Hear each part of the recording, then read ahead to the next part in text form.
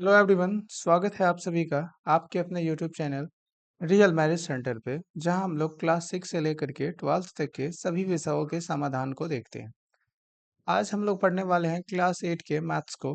लेकिन उससे पहले यदि आप इस यूट्यूब चैनल पे नए हैं तो चैनल को सब्सक्राइब कर दें और बेल आइकन को दबा दें ताकि सभी वीडियो का नोटिफिकेशन आपको मिलता रहे। आज हम लोग पढ़ने वाले हैं क्लास 8 के चैप्टर नंबर 5। ठीक है, वर्ग और वर्गमूल को। ठीक है, आज हम समझेंगे कि वर्ग क्या होता है और वर्गमूल क्या होता है। ठीक है, चलिए शुरू करते हैं। यहाँ पे क्या लिखा है? वर्ग, इसका इंग्लिश होता है स्क्वायर। तो वर्ग क्या होता है? जब किसी संख्या को खुद से गुना करते हैं तो जो उत्तर आता है उसे ही उस संख्या का वर्ग कहते हैं। जैसे ये हमारे पास ए कोई संख्या है, अगर हम इसको खुद से ही यानी कि ए से ही गुना करेंगे तो हमारा उत्तर क्या आ जाएगा? ए स्क्वायर। ठीक है, तो यही ए स्क्वायर क्या कहलाएगा? इस ए का वर्ग कहलाएगा। ठीक है, जैसे यहाँ पे समझते हैं ये ए गुने ए, ये ए स्क्वायर हमारा वर्ग हो जाएगा। ठीक है, जैसे यहाँ पे संख्या दिया है कितना? दो। दो का वर्ग कितना होगा? चार। वो कैसे होगा? क्योंकि इसको हम इसी संख्या से गुना कर दिए तो दो का वर्ग चार हो गया। फिर तीन का वर्ग नौ, चार का वर्ग 16। ठीक है, अगर हमें तीन का वर्ग निकालना हो तो क्या करेंगे? इसको तीन गुने तीन करेंगे, यानी कि उसी संख्या को दो बार गुना कर देंगे तो वर्ग निकलता है। अगर आपको किसी भी संख्या का वर्ग निकालना हो तो आप उसी संख्या को दो बार गुना कर देंगे तो वो उसका वर्ग आ जाएगा। ठीक है, चलिए, ये आपका चैप्टर है। ठीक है, जिसमें आप वर्ग के बारे में पढ़ेंगे। अभी तो आपने समझा वर्ग किसे कहते हैं। जैसे अगर चार का वर्ग निकालना हो, चार का वर्ग, तो ये क्या हो जाएगा? चार गुने चार यानी कि 16 हो जाएगा। ठीक है, अगर पाँच का वर्ग निकालना हो तो पाँच का वर्ग क्या हो जाएगा? पाँच गुने पाँच यानी कि 25 हो जाएगा। ठीक है, तो उम्मीद करते हैं आप वर्ग निकालना सीख चुके होंगे। किसी भी संख्या का वर्ग आप आसानी से निकाल सकते हैं। ठीक है, चलिए, यहाँ वर्ग संख्या के कुछ गुणधर्म होते हैं जिसे आप समझेंगे। ठीक है, प्यारे विद्यार्थियों, यदि आप अपने कैलकुलेशन को फास्ट करना चाहते हैं तो आपको कम से कम एक से लेकर के और 25 तक के सभी संख्याओं का वर्ग याद होना चाहिए। ठीक है, तभी आप कैलकुलेशन को फास्ट कर पाएंगे कहीं भी कभी भी। ठीक है, जैसे अगर हम एक का स्क्वायर करते हैं तो हमें एक प्राप्त होता है, दो का स्क्वायर चार, तीन का स्क्वायर नौ, ठीक है, और चार का स्क्वायर 16, पाँच का स्क्वायर 25, छः का स्क्वायर 36, सात का स्क्वायर 49, आठ का स्क्वायर 64, नौ का स्क्वायर 81 और 10 का स्क्वायर 100 हमें प्राप्त होता है। ठीक है, सिमिलरली अगर हम इधर देखते हैं तो फिर 11 का स्क्वायर 121, 12 का स्क्वायर 144, 13 का स्क्वायर 109, 14 का स्क्वायर 196, 15 का स्क्वायर 225, 16 का स्क्वायर 256, 17 का 289, 18 का 324 और 19 का 361 और 20 का 400 वर्ग होता है। ठीक है, प्यारे विद्यार्थियों, जब हम इसको ध्यान से देखेंगे तो हम यहाँ पे समझ पा रहे हैं क्या कि किसी भी संख्या के वर्ग के अंत में, उससे पहले आप ये समझिए कि इकाई अंक क्या होता है। यूनिट डिजिट, इकाई अंक। देखिए, अगर हमारे पास एक संख्या कितना है? 25 है। अगर हम पूछे इस 25 का इकाई अंक क्या है तो 5 है। ठीक है, फिर अगर हम पूछे यहाँ पे 30 लिखते हैं, इसका इकाई अंक कितना है तो 0 है। सिमिलरली अगर हम कह दें कि 2008, इसका इकाई अंक कितना है तो 8 है। मतलब अंतिम का जो संख्या होता है वही इकाई अंक कहलाता है। ठीक है, हम यहाँ पे समझेंगे कि हम किसी भी संख्या का वर्ग करते हैं तो उसके इकाई में हमें कौन कौन सी संख्या मिल सकती है। ठीक है, तो देखिए कौन मिल सकता है? एक मिल सकता है, चार मिल सकता है, नौ मिल सकता है, मिल सकता है, पांच मिल सकता है। ये चार तो हम लिख ही दिए, नौ भी लिख दिए, छह लिख दिए, हम एक भी लिख दिए, शून्य, जीरो, ये भी मिल सकता है। ठीक है, तो अर्थात हमें क्या क्या मिल जाएगा? जीरो मिल सकता है, एक मिल सकता है, चार मिल सकता है, पांच मिल सकता है, छह मिल सकता है, या फिर नौ मिलेगा। ठीक है, तो हम दुनिया का कोई भी संख्या लेंगे, अगर उसका वर्ग इकाई अंक में इसी में से कोई ना कोई संख्या होगा। ठीक है, अब हमारा ये समझना यहाँ पे है कि अब पूछेंगे कि नहीं कौन कौन संख्या हो सकता है इकाई अंक में। तो नहीं कौन सा होगा जी? दो नहीं होगा, तीन नहीं होगा, सात नहीं होगा और वो आठ नहीं होगा। ठीक है, तो यदि आपको कोई भी संख्या दे दे और पूछे क्या ये कंप्लीट वर्ग है, क्या ये किसी संख्या का वर्ग है, तो हम क्या करेंगे, उसके इकाई अंक को देखेंगे। यदि इकाई अंक में 0, 1, 4, 5, 6 या 9 में से कोई आएगा तो हम कहेंगे कि वो संख्या का वर्ग हो सकता है, वर्ग है। लेकिन यदि उसके इकाई अंक में 2 आ जाए, 3 आ जाए या फिर 7 आ जाए तो वो किसी भी संख्या का वर्ग नहीं होगा। ठीक है, चलिए नेक्स्ट देखते हैं। जैसे यहाँ पर क्या है, एक प्रश्न दे दिया है और इस प्रश्न को समझते हैं।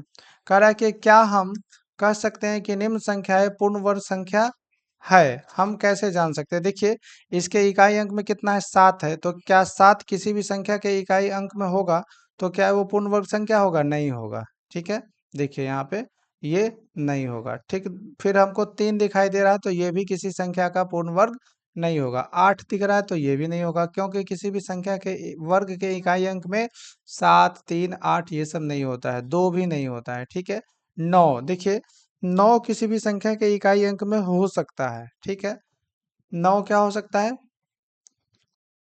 हो सकते हैं। ठीक है, फिर एक ये एक भी हो सकता है। ठीक है, तो 10, 6, 9 या फिर 20, 21 ये दोनों हो सकता है किसी भी संख्या के इकाई अंक में, उसके वर्ग में। ठीक है, चलिए कह रहा है कि 5 ऐसी संख्या लिखिए जिनके इकाई स्थान को देखकर आप बता सके कि ये वर्ग संख्या नहीं है। ठीक है, तो जैसे हम ले लेते हैं कौन सा संख्या जी, 5 संख्या लिखना है तो 1061। देखिए यहाँ इकाई अंक में एक तो है लेकिन हम नहीं बता सकते हैं क्या कि ये वर्ग है कि नहीं है। ठीक है, जैसे इसमें भी हमको क्या है, हम तो यहाँ 9 देख लिए कि इकाई अंक में है, लेकिन हम कंफर्म नहीं कह सकते हैं कि ये किसी संख्या का वर्ग होगा कि नहीं। जैसे 2061 भी इकाई अंक एक है लेकिन नहीं कह सकते हैं। लेकिन इन सब में क्या कह सकते हैं, कंफर्म होकर के हम कह सकते हैं यह किसी भी संख्या का वर्ग नहीं होगा, क्योंकि इसके इकाई अंक में 2 है, यहाँ 8 है, 3 है, 7 है।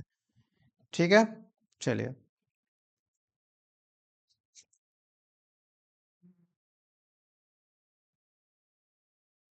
तो हम क्या लिख सकते हैं, 1061 लिख सकते हैं, 1229 कोई भी संख्या अपना मन से लिख सकते हैं, 1444 ये किसी भी संख्या का वर्ग नहीं होगा। इसके इकाई अंक देख करके हम नहीं बता सकते हैं कि ये वर्ग है या नहीं है। ठीक है, इन सभी को हम बारी बारी से आगे समझेंगे कि कैसे देख करके हम बता सकते हैं किसी संख्या का वर्ग है अथवा नहीं है। सिंपल सा आपको यहाँ पे ये समझना है कि किसी भी संख्या के इकाई अंक में 7, 3, 8 या 2 हो तो वो कोई पूर्ण वर्ग संख्या नहीं हो सकता। नेक्स्ट है, 5 ऐसी संख्याएं लिखिए जिनके इकाई स्थान को देखकर आप नहीं बता सकते कि वे वर्ग संख्या है अथवा नहीं है। तो यही संख्या 5 है, इसके इकाई स्थान को देख करके आप नहीं बता सकते हैं क्या वर्ग है या अथवा ये नहीं है। ठीक है, ये आपका एक सारणी दिया गया है। ठीक है, इसमें 1 से लेकर के 50 तक की संख्याओं का वर्ग दिया गया है। आप इसे देख लेंगे अच्छे से और याद कर लेंगे। ठीक है, याद कर लेते हैं तो आपका कैलकुलेशन एकदम फास्ट हो जाएगा। आप कोई भी कंपटीशन का एग्जाम देंगे तो उस समय आपका जो मैथ्स है वो आप सेकेंडों में बना पाएंगे। ठीक है, चलिए नेक्स्ट हमारा कह रहा है कि निम्नलिखित संख्याओं का अंक 1 पर समाप्त होता है। देखिए अगर ये इकाई अंक 1 है तो इसका वर्ग करेंगे तो वर्ग में भी इकाई अंक 1 ही होगा। देखिए 1 है तो यहाँ पे हमें कितना प्राप्त हो जा रहा है जी,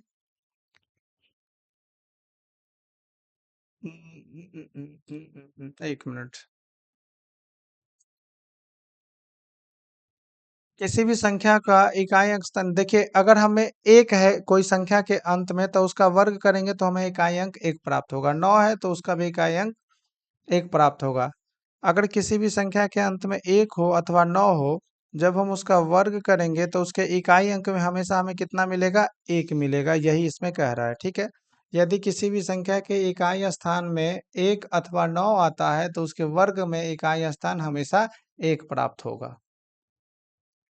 दूसरा 6 पर समाप्त हो। ठीक है, यदि किसी संख्या के इकाई स्थान पे 4 या 6 हो तो जब हम उसका वर्ग करेंगे तो उसके इकाई स्थान पे हमेशा 6 प्राप्त होगा। ठीक है, आप किसी भी संख्या का वर्ग कीजिए जिसकी संख्या के इकाई स्थान पे 4 हो या 6 हो, जब उसका वर्ग करेंगे तो आपको हमेशा 6 ही प्राप्त होगा। कितना प्राप्त होगा, 6 ही आपका आंसर होगा इकाई अंक में। ठीक है,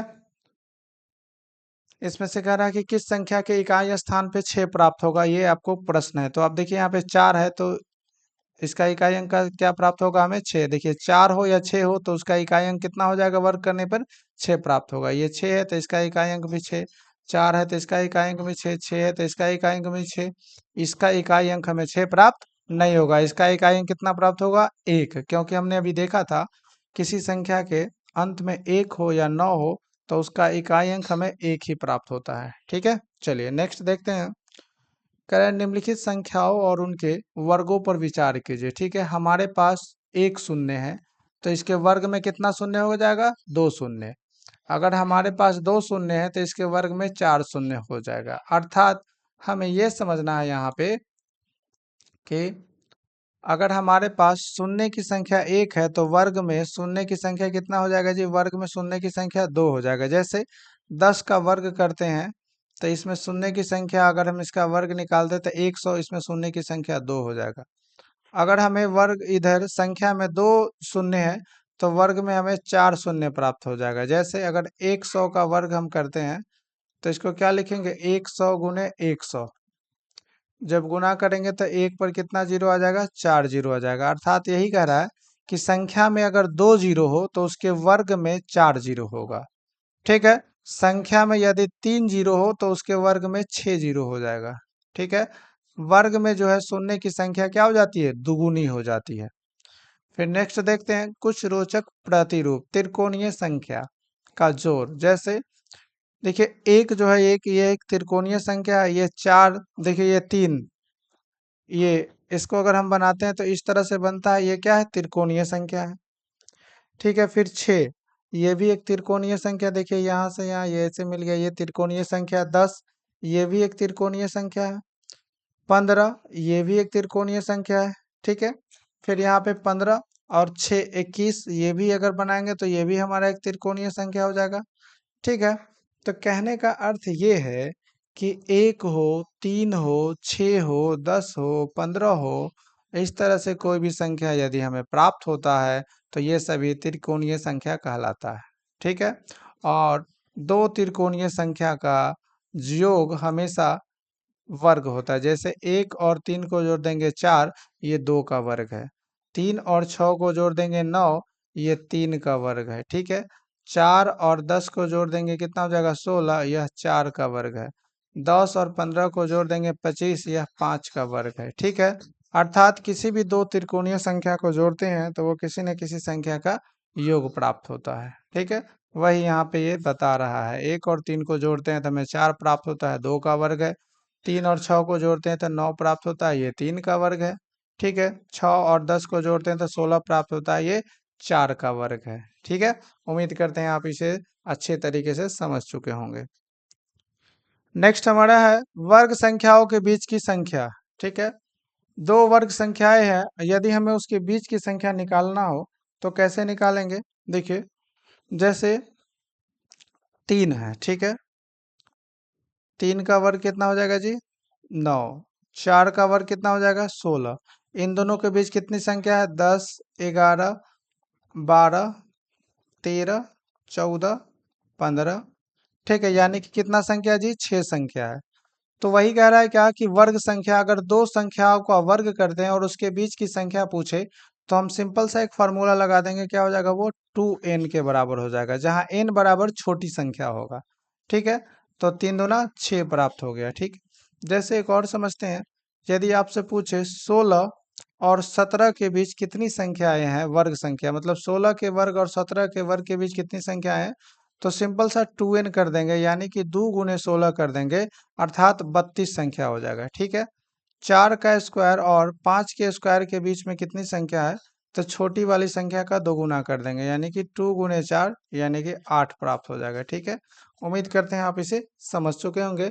यदि किसी दो लगातार वर्ग संख्याओं के बीच की संख्या आपसे पूछे तो सिंपल छोटी वाली संख्या का दोगुना कर देंगे। ठीक है, फिर नेक्स्ट देखते हैं विषम संख्याओं का जोड़। जैसे एक एक विषम संख्या है, इसका जोड़ 1 प्राप्त होता है। 1 और 3 दो विषम संख्या है, इसका जोड़ 4 है और ये 2 का वर्ग है। 1, 3 और 5 9 प्राप्त होता है और यह 3 का वर्ग है। 1, 3, 5, 7 इस 16 प्राप्त होता है और यह 4 का वर्ग है। ठीक है, 1 3 5 7 9 जोड़ते हैं तो 25 प्राप्त होता है और यह 5 का वर्ग है। सिमिलरली अगर इसमें 11 जोड़ देते हैं तो ये 36 प्राप्त होता है और यह 6 का वर्ग है। ठीक है, अतः हम कह सकते हैं कि पहली n विषम संख्याओं का योग n स्क्वायर होता है। ठीक है, अगर n विषम संख्याओं का योग पूछे तो ये कितना होगा, n स्क्वायर। जैसे 1 3 5, ये कितनी विषम संख्या है जी, 3।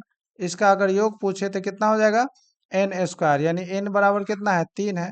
तो n स्क्वायर करेंगे, 3 का स्क्वायर कर देंगे, 9 प्राप्त होगा। देखिए इसको जोड़िए, 5 या 3 8 और 1 9, 9 प्राप्त हो गया। अगर आपसे पूछे 1 जोड़ 3 जोड़ 5 जोड़ 7 जोड़ 9, ये है। अगर हम इसका क्या करते हैं, योग करते हैं तो हमें कितना प्राप्त होगा। देखिए 1 2 3 4 5 है, तो 5 का स्क्वायर कर देंगे, ये 25 प्राप्त हो जाएगा। यही इसका आंसर हो जाएगा। अर्थात n विषम संख्याओं का योग n स्क्वायर होता है। ठीक है, चलिए नेक्स्ट है क्रमागत प्राकृत संख्याओं का योग। ठीक है, लगातार यदि प्राकृत संख्या रहे तो उसका योग हम कैसे निकालेंगे। ठीक है, देखिए क्रमागत प्राकृत संख्याओं का योग निम्नलिखित प्रकार का विचार, जैसे 3 का स्क्वायर 9, तो 9 को हम क्या लिख सकते हैं, 4 जोड़ 5 लिख सकते हैं। ठीक है, उसी प्रकार 5 का स्क्वायर कितना हो गया, 25। इस 25 को हम 12 जोड़ 13 लिख सकते हैं। ठीक है, तो इसको हमें क्या समझाने का कोशिश कर रहा है, क्या कि अगर प्रथम संख्या को देखें तो ये प्रथम संख्या क्या हो जाता है जी, ये वाला। अगर हम प्रथम संख्या देखें 4, तो ये क्या है, 3 का स्क्वायर और -1/2, 3 3 9, 9 में से 2 गया 8, 8/2, यानी कि ये 4 प्राप्त होता है। अर्थात ये जो पहला वाला संख्या था 3 का स्क्वायर, तो ये 3 का क्या कर देंगे, स्क्वायर करके 1 घटा लेंगे और उसमें 2 से भाग देंगे तो 4, और फिर 3 का स्क्वायर करके 1 जोड़ देंगे, 2 से भाग दे देंगे तो हमें 5 प्राप्त होगा। अर्थात हम यदि किसी भी वर्ग संख्या का, जैसे 3 का वर्ग है 9 प्राप्त होता है, इसको हमें तोड़ना है तो कैसे तोड़ेंगे। देखिए 3 का स्क्वायर और -1/2, तो 3 3 9, 9 में से गया 2, 2 बटे मतलब 9 में से गया 8, 8/2, यानी कि ये 4 हो जाएगा। फिर 3 का स्क्वायर प्लस 1/2, ये कितना होगा, 5। अर्थात इसको 4 और 5 में तोड़ सकते हैं। ठीक है, आइए इसे एक और एग्जांपल से समझते हैं एकदम बारीकी से। जैसे अगर हमें 5 का स्क्वायर दिया है, कितना है, 25 है, और इसको कहेंगे दो लगातार संख्याओं में तोड़ना है, तो कैसे तोड़ेंगे, सिंपल।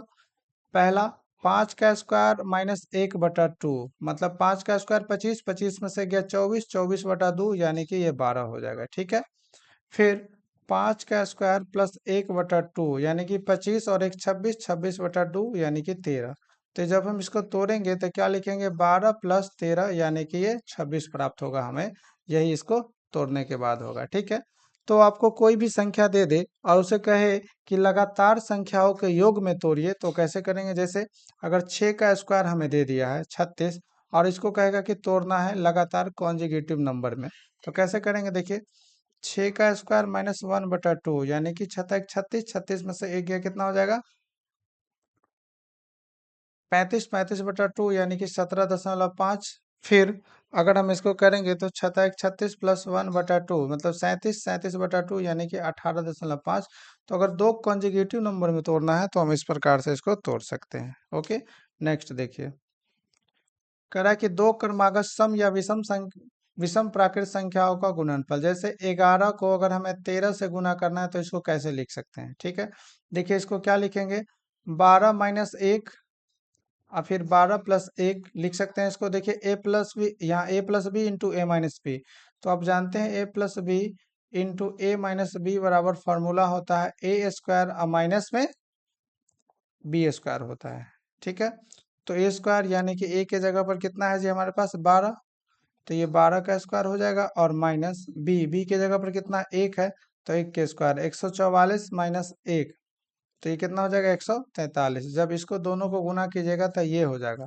सिंपली अगर दो क्रमागत सम संख्या हो या विषम संख्या हो, उसको गुना करना हो तो सिंपल सा ए प्लस बी कर देंगे और फिर ए माइनस बी कर देंगे और इस फार्मूला का लगा देंगे ए स्क्वायर माइनस बी स्क्वायर, तो आपका प्रश्न बन जाएगा।